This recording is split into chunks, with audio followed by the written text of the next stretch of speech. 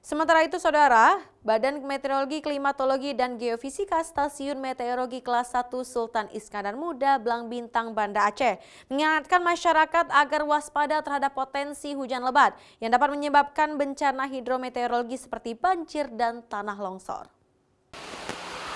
Hujan dengan intensitas ringan hingga lebat berpotensi terjadi di seluruh wilayah Aceh selama 3 hari ke depan. Secara umum, BMKG memantau pergerakan awan hujan hingga semua wilayah di Aceh terpantau berpotensi terjadinya hujan dengan intensitas ringan hingga lebat.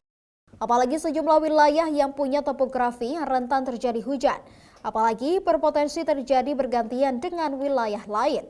Hujan deras beberapa hari lalu terjadi di 3 kabupaten di Aceh, yaitu Aceh Utara, Aceh Tengah, dan Gayo Lues.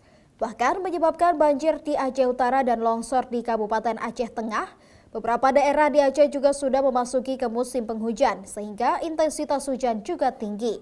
Faktor yang mengakibatkan banjir dan longsor itu juga selain hujan lebat, bisa jadi seperti misalkan faktor lokal, seperti topografi wilayah setempat yang memang rentan terjadi banjir, misalkan di lereng atau dekat pegunungan, dan juga sistem pengairan dan irigasinya masih belum bisa mengairi air hujan secara baik.